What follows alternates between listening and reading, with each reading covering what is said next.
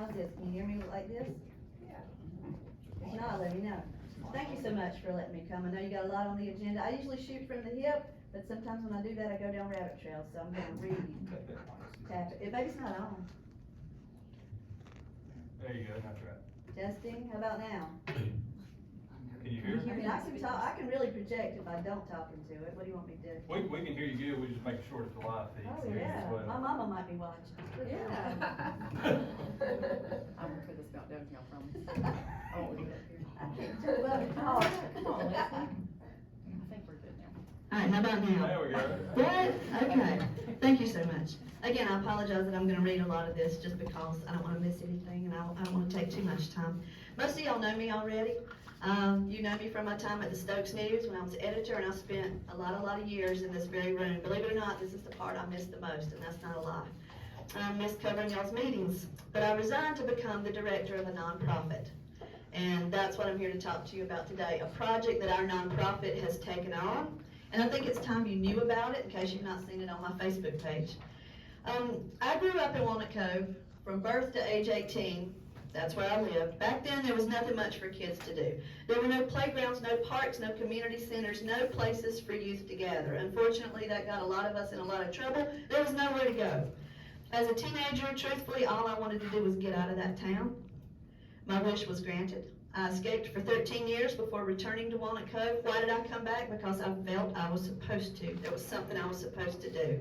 At first, I wasn't really happy, but God did a miracle. I fell head over heels in love with Walnut Cove, and I vowed at that point that I would take the rest of my life to pray for Walnut Cove, to pray for Stokes County, to do good things here, and that's what I want to do.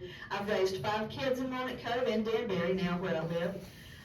I started a prayer group in 1999 to pray for revival and change in Walnut Cove and Stokes County. We continue that group today. Over these 23 years, I've seen my hometown blossom in ways I never could have imagined in my childhood. Wonderful things are going on in Walnut Cove. Here's the problem. One thing hasn't changed. We still don't have anywhere for youth in Walnut Cove to hang out. There's not a playground with a bathroom. There's a porta-john at one, but I'm talking about kids can't go anywhere to really play where there are accommodations for them. There's no park with bathrooms. There's no community center. I have no problem with going to King to the Y, but that's a long drive for people in Walnut Cove or Pine Hall even. For years, I wrote about this issue periodically in my newspaper column, The Old Paths. I kept begging some rich person to come forward, donate land, build this community center for the eastern part of our county, and nobody volunteered. So finally I realized it's gonna take just a grassroots effort to get this, and that's what we began to do. So in 2011, I started this nonprofit and left the Stokes News. It's called Times of Refreshing on the Old Paths. By 2012, we were a 501c3, and we had been given Lois Dodson Smith's historic old house in Walnut Cove on 2nd Street as our headquarters. Right now, we call it The Well. Right beside of us was the old Dodson Hotel. Had been built in 1912 by Lois's father. In 2013, it was torn down, and suddenly people started coming to me, unrelated to each other, saying, "You're supposed to have that land for something." Didn't listen to them at first, but after a while it became too much to ignore, and I realized this is where we could build the Health and Wellness Community Center. So in 2016, when El Cabo bid on that lot, I nearly panicked because we didn't have any money and they had just bid $30,000. We had $18,000 saved up. But on pure faith, we made a bid of $32,000 and El Cabo backed off. They're thrilled they did because they have a wonderful place now. However, a local businessman began to bid against us, and for 6 months we were in a fierce bidding war. We finally won with a $50,000 bid. We did not have that money at the time. I had 2 months before closing, and I just began to advertise on Facebook. Not a single fundraiser, nothing was sold. As a friend of mine said, not a single chicken had to die. We just simply put it on Facebook that we want to build something in Walnut Cove. People sent money. Walnut Cove, King, Stokes County. We got more money from King than anywhere. Money came from all over the county. Money came from the state. San Diego, California, Florida. Money starts coming in saying, build something in Walnut Cove for those kids. That's why I'm here before you today to say, I know this is the right thing. This is the plan of God, I personally believe. We had the vacant lot survey. A site plan has been drawn up, and if I'm not mistaken, do they have a mini version of that site plan in their packet? You also have a vision statement, which is not exactly what I'm reading today, and you also have a timeline of how things have gone. With that site plan, I was told by the Walnut Cove Planning and Zoning Board, I began to meet with them, they said, start looking at an architect. We've met with several, prices of course were exorbitant, so I began to reach out to local universities that had architectural programs to say, we want to build something for our youth. How about your college students helping us design this? And of course, no doubt about it, I thought it would be cheaper.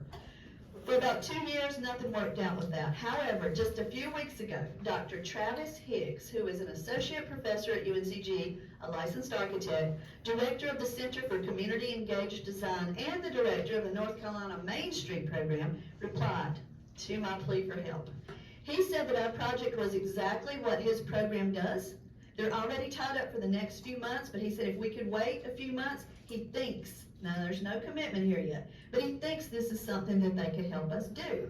If that's the case, cost would be minimal.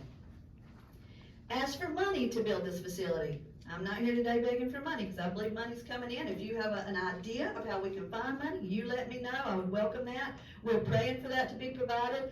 I know there are USDA grants out there. If I'm not mistaken, when you all were wanting to build a community center in the Meadows area, I think maybe Commissioner Walker was checking on a USDA grant. I've seen some of those online. I'm already looking into that. No one at our nonprofit takes a salary. It's all voluntary. So all of the money that comes in, other than what we tithe out to help people, the less fortunate, goes into a fund for this. So we've already saved up enough money, I believe, for architectural plans should the university plan not work out. We want to build a beautiful multi-purpose building. Entrances from Main Street, Walnut Cove, as well as an entrance on 2nd Street. The main space would be a large multi-purpose room with retractable basketball goals at each end that kids could come in after school, recreational opportunities. There would be an elevated walking track, like at the Y, around the top of that. That room could also be used, we would have chairs to put out for community events.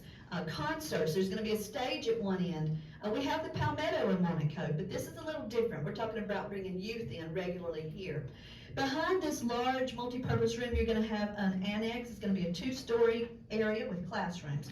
You're talking about meeting spaces, classrooms for education, dance and music instruction, health and wellness classes, counseling, other wonderful things like that. We also want a big kitchen because we want to help First Baptist Church and other churches do some soup kitchens periodically in town. I've also even talked to a physician who's interested in coming there once we get it built to do monthly free health clinics for the community. If possible, we'd like to have a basement area where adults and kids and everybody could come in and have wholesome recreation. Ping pong, pool tables, foosball, things like that. Young people could come to this facility after school for tutoring, recreation, music and dance lessons, and more, all for free. How do I know that? Because volunteers have been coming to me saying, I teach piano lessons, I want to do it for free for kids that can't afford it anywhere else. I teach dance, I want to do it. Volunteers coming in already. Summertime would give even more opportunities when kids have nowhere to go. But we wouldn't leave out everybody else, including the elderly. An elderly man in Walnut Cove spoke at a Walnut Cove town meeting and said, I have had a stroke, and when I want to go walk indoors or swim, I have to drive all the way to King. He loves the Y there, but he said, I wish we had something here. He asked me, can we build a full-size pool? There's not room. But a lapped pool is a possibility. Angie Bailey, the director of Walnut Ridge Assisted Living, spoke at the Walnut Cove town meeting and said, we want this health and wellness center, because right now they have to load up a lot of their elderly citizens and drive them to King a few times a week. She said, we need something here. As we would like to have a couple of annexes, we actually want a little room annexed to it, small, 24/7 prayer chapel. Anybody who wants to come in, we've got safety features already planned in for that. We want another small annex, just a room as a visitor center. When people come through Walnut Cove and they want to go to Hanging Rock, Martop, wherever, where they know there's a sign, they can stop in, get the brochures for the whole county. We want to offer all this for free. I know that sounds crazy, but I believe with grant funding, I've talked to Terry Fowler. She is the boss of one of my children. My child works for her. And she's already said grants are out there, Leslie. So we want grants to run this or a donation-only basis. I've already had preachers and all kinds of people in Walnut Cove say, we will come help volunteer to staff this.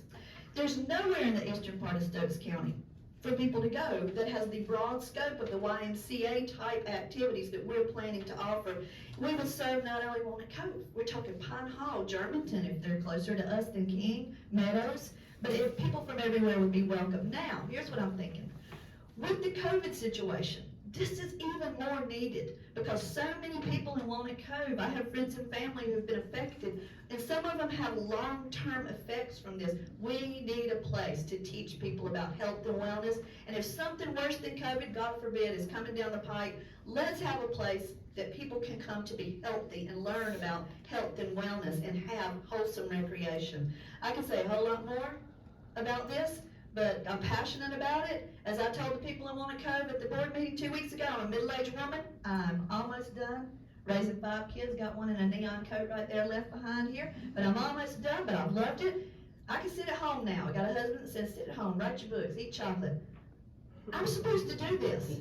So I've come to you to say, this is what I feel I'm supposed to do. I have support behind me. I ask for your support. And if you have any ideas or suggestions, I welcome them. I'm done, thank you. Did I do it in 10 minutes? That's all right.